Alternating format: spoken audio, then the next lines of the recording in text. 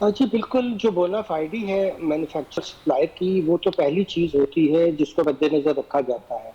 और अगर इसको मद्देनज़र ना रखा जाए तो फिर ये बात तो बिल्कुल वाज़ेह है कि दरअसल ये ऑर्गेनाइज़्ड क्राइम का एक ऑपरेशन था जिसमें मेरा ये अपना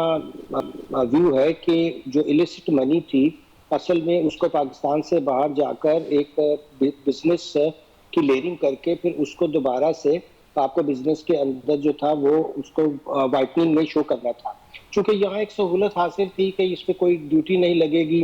तो ज़ाहिर है कि पहला तो बैंक ने ये अकाउंट कैसे खोला और ये कंपनीज़ रजिस्टर कैसे हुई और जो आप फ़िक्टिशियस कंपनीज़ रजिस्टर करते हैं, उसमें पहले तो एफबीआर आपको पता है कि अगर आप कोई जेन्युइन चीज़ रजिस्टर करवाना चाहें सेल टैक्स में, तो कितनी दिक्कत पेश आती है। तो ये कनाइवेंस कहाँ थी? मेरा ख़्याल है कि ये पाकिस्तान में एक बेहतरीन केस स्टडी होगी ऑर्गेनाइज़्ड क्राइम का, क्योंकि लॉ बड़ा क्लियर है कि अगर ऐसे कैश जमा हो, तो सबसे पहले तो बैंक वालों को खुद एएनएफ को भी इन्फॉर्मेशन देनी थी। सेक्शन 37 जो है नारकोटिक्स का जो लॉ है इस वक़्त साइकोएक्टिव सब्सटेंसेस का, उसका लॉ ये रिक्वायर करता है कि चाहे वो मनी लॉन्ड्रिंग ड्रग से ना भी हो बट ऐसी ट्रांज़ैक्शन को रिपोर्ट करना बैंकों के लिए लाज़िम है। अब अगर उनको वक़्त पे ये बता दिया होता तो जो ट्रेड रिलेटेड मनी लॉन्ड्रिंग की लेयरिंग है और उसके बाद जो इंटीग्रेशन है, उसको एक अच्छी एजेंसी देख लेती। अब अभी तक भी इसमें मैं हैरान हूँ कि एएनएफ ने कोई रोल प्ले नहीं किया, क्योंकि कस्टम की तरफ से अगर ऐसी कंसाइनमेंट्स जो हैं वो क्लियर कर दी गई, जो कंसाइनमेंट्स दी ही नहीं,